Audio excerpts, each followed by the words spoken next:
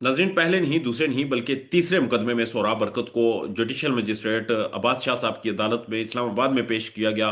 NCCA की तरफ से कहा गया हमें 30 दिन का रिमांड दिया जाए ताकि हम तफ्तीश और तहकीक कर सकें कि ये जो कश्मीर के ऊपर और डॉक्टर महरंग बलोच और बलूचिस्तान के लोगों के ऊपर जो सोहराब बरकत की स्टेटमेंट थी इसकी जड़ें कुरेदी जाएं, इसकी तहकीक की जाए, इसको पता लगाया जाए ये कहाँ से बोला, क्यों बोला। बड़ा एक मजाक हेज केस था और आज उसका जुडिशल मजिस्ट्रेट साहब ने 5 दिन का रिमांड भी दे दिया है और उन्होंने कहा जी ठीक है आप तफ्तीश कर लें, 30 दिन तो बहुत ज्यादा है, 5 दिन में आप तफ्तीश करें। सोहराब बरकत कश्मीर के ऊपर क्यों बात कर रहा था, बलूचिस्तान के ऊपर क्यों बात कर रहा था, वो सहाफी क्यों था, तहकीक होगी, तफ्तीश होगी तो पता चल जाएगा। सोहराब बरकत को आज जब मीडिया के सामने आए तो उनके स्पिरिट क्या था, जरा ये वीडियो मुलाहिजा करें। अवामी एक्शन कमेटी इस खित्ते की ना, इस रीजन की सबसे मुनज़्ज़म सिविल राइट्स के लिए एक ऑर्गेनाइजेशन है, तंजीम है या ठीक है कमेटी है। हाँ, जेल में टाइम कैसा जा रहा है? जेल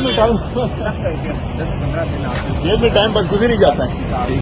अभी एक किताब शुरू की हुई है, वो पढ़ रही है। ठीक है, सोहराब बरकत अदालत के सामने पेश हुए जबकि आज के दिन रजब भट्ट इस्लामाबाद हाई कोर्ट में बगैर नंबर प्लेट के गाड़ी में दाखिल होते हैं और जब उनसे पूछा जाता है कि ये गाड़ी कहाँ से आई, जरा ये वीडियो देखें।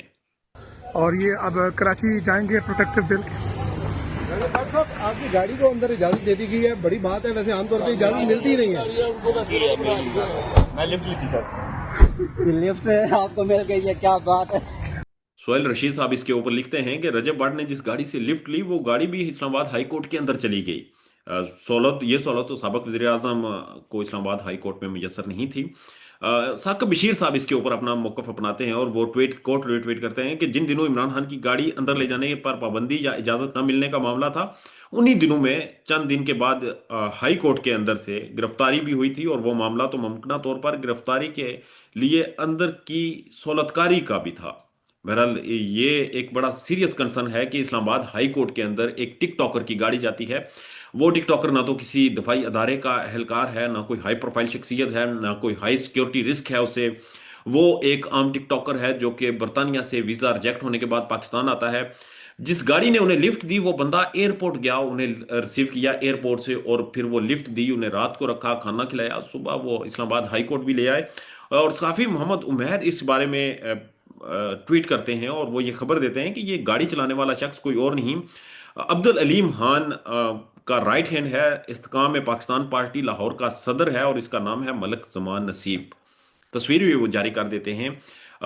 एक तरफ टिकटॉकर की गाड़ी इस्लामाबाद हाई कोर्ट में जाती है और दूसरी तरफ डकी बाइक के व्लॉग के ऊपर तबसरे होना शुरू हो जाते हैं जिसमें उन्होंने इंकशाफ किया कि एनसीसीए में कैसे करप्शन हुई, कैसे उनके साथ जुल्म हुए, उस दास्तान के ऊपर एक फैमिली व्लॉगर हैं सिस्ट्रोलॉजी, वो क्या कहती हैं, जरा ये सुने। ऐसे ही कुछ करप्ट ऑफिसर्स की वजह से पूरा सिस्टम पर टैग लग जाता है कि भैया सिस्टम ही खराब है, यकीन ही मत करो इन पे, इंसाफ तो मांगो ही मत, अपना इंसाफ इनके हल्क से भी छीनो, ये आपका राइट है। जिसकी वजह से मजबूरन एडिशनल डायरेक्टर सरफराज चौधरी साहब को दर्जनों पॉडकास्ट मजीद देने पड़े कि 3,26,000 हमने इस बंदे से बरामद कर लिया। क्या जहां हम इस करप्ट ऑफिसर को गालम गलोच कर रहे थे, दूसरी तरफ हम बिग ब्रदर को सैल्यूट भी कर रहे थे। बिग ब्रदर्स का शुक्रिया। बिग ब्रदर्स दिखते कैसे हैं, ये इन्हें क्यूरियोसिटी भी हो रही है कि वो अल्लाह का नेक बंदा, वो मसीहा जिसने इन्हें बचाया और इस करप्ट निज़ाम को एक्सपोज किया, वो कैसा दिखता है। बहरहाल बिग ब्रदर्स का शुक्रिया अदा किया जा रहा है, सोशल मीडिया पे कैंपेन जारी है। जबकि दूसरी जानब इस्लामाबाद में अडयाला जेल के बाहर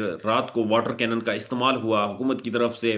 वो जो लोग वहाँ पर बैठे हुए थे, इमरान खान साहब की बहनें थी, वहाँ पर उनके वर्कर्स थे, उनके कारकुनान थे, उनके ऊपर जो तशद्दुद हुआ, उन्हें घसीटा गया ख़वातीन को वहाँ पर। उसकी जो वीडियो अफसोसनाक वीडियो सामने आई, MNA शाहिद खटक वहाँ पर इमरान खान की बहनों को रेस्क्यू करते हुए गिरे और गिरने के बाद उनकी टांग फ्रैक्चर हो गई, वो इस वक्त फ्रैक्चर की हालत में। जबकि इमरान रियाज साहब की भी स्टेटमेंट आती है इसके ऊपर। वो कहते हैं कि खान साहब के पास उनकी टीम उन्हें छोड़ गई है।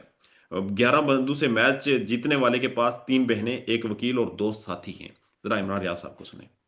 मैं रोज एक दिन मुझे आवाज आई तो मैं समझा लोग आ गए हैं। फिर मैंने गौर से सुना किसी को फैंटी लग रही थी। तो आपको उम्मीद एक रहती है हमेशा। तो आप लोगों को क्या लगता है कि इमरान खान को उम्मीद नहीं रहती होगी? बिल्कुल। देखिए, वो फ्रंट लाइन पे इस वक्त इस लड़ाई को लड़ रहा है, पहली सफ में। तो क्या वो पीछे मुड़ के नहीं देखता होगा कि मेरे लोग पहुंचे या नहीं? तो मुझे अफसोस के साथ कहना पड़ता है कि अभी तक उसके लोग नहीं पहुंचे। जबकि वज़ीर आज़म के कोऑर्डिनेटर अख्तियार वली खान साहब ये कहते हैं कि इमरान खान को अडयाला जेल से किसी और सूबे की जेल में मुंतकिल करने की के वो हवाले से हुकूमत सोच रही है। साका बशीर साहब इसके ऊपर कोट रिट्वीट करते हैं कि 2.5 साल बाद अगर हुकूमत को ये फैसला करना पड़ रहा है कि या सोच रही है तो ये एतराफ़ शिकस्त है। हुकूमत आज भी उसको काउंटर करने पर लगी हुई है जो 2.5 साल से जेल में है। जबकि इमरान खान साहब को कहाँ रखना है, कैसे रखना है, इसके ऊपर मोहम्मद मालिक साहब का भी तबसरा है, वो जरा सुन लें। और हमने देखा है कि एक बयानिया ये भी बन रहा है कि इमरान खान साहब का अडयाला में होना बहुत ज्यादा हाई प्रोफाइल सिक्योरिटी रिस्क है। आज भी जब मुलाकातों के लिए रोकने के लिए वहां पर कोई 1200 पुलिस एहलकार तैनात थे, लोकल एरिया के बिजनेस बंद कर दिए गए, स्कूल्स बंद कर दिए गए। तो हो सकता है कल को ये ग्राउंड्स भी बनाई जाएं कि देखें अगर हर बारी पेशी पे आएंगे लोग और कारोबार बंद करना पड़ेगा, ये अब तो ये एक सिक्योरिटी इशू है। जहां इमरान खान को जेल से मुंतकिल करने की के हवाले से अपडेट्स हैं, हैपनिंग्स हैं, डेवलपमेंट्स हो रही हैं, और एन उसी वक्त में हम देख रहे हैं कि टिकटॉकर्स मीडिया पर आ रहे हैं और उन्हें एक स्पेशल प्रोटोकॉल मिल रहा है। और हम ये भी देख रहे हैं कि वजीर ममलकत ओन चौधरी साहब क्या कह रहे हैं, जरा ये सुने। ये ट्रोलिंग के ऊपर एक खासे इस बात को लेकर संजीदा हैं, जरा ये इनकी स्टेटमेंट सुने। ये ट्रोलिंग करते हैं, इनकी डबल ट्रोलिंग करें, ये करें मेरे पे ट्रोलिंग, मैं इनकी डबल ट्रोलिंग करूंगा, रोज आके बैठूंगा यहाँ मीडिया पे। और वो ये भी बताते हैं कि उन्होंने पाकिस्तान तहरीक इंसाफ छोड़ी क्यों थी, जरा दोबारा सुने उन्हें। हमने तो ये ऐसे तो नहीं छोड़ा था इस जमात को, क्योंकि हमें इनके मकासद पता थे कि ये क्या चाहते हैं। हमने 2014 का धरना हम उसमें थे, मेरी बड़ी बहन मैडम मुनज़्ज़ा हसन साहिबा हमारी MNA है, हमारी फाउंडर मेंबर है। हमने तो कोई पेट्रोल बम नहीं चलाया वहां, यहाँ 126 दिन बैठे और अपने घर चले गए अपना एहतजाज रिकॉर्ड करा के। इसी गेमा गेमी में लाहौर से हमें खबर ये भी मिलती है, ज़हीम लगारी साहब ये ट्वीट करते हैं कि आज उनकी आगा शेख सरवर और राय गुलाम अली से मुलाकात हुई और उन्होंने बताया कि वो ना तो इस बातल और जुल्म के सामने सर झुकाएंगे और ताकतवरों के जुल्म की वजह से जिन मुश्किलात का उन्हें सामना करना पड़ रहा है वो बताएंगे उन्हें कि हम ना झुकेंगे ना बिकेंगे।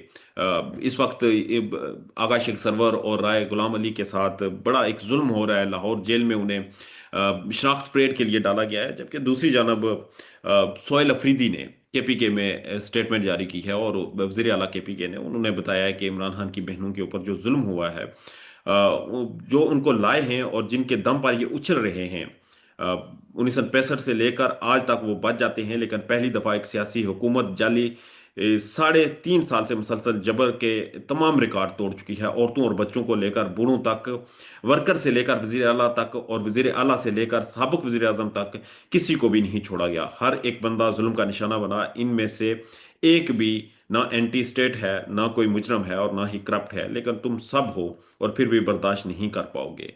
सोहेल अफरीदी साहब हद से गुस्से में हैं। पाकिस्तान तहरीक इंसाफ की ख़वातीन के साथ तशद्दुद किया गया, इमरान खान की बहनों के साथ तशद्दुद किया गया। देखना यह है कि आगे मज़ीद डेवलपमेंट्स क्या होती हैं। फॉलो करते रहिएगा। इजाज़त दीजिए, अल्लाह ने के बाद।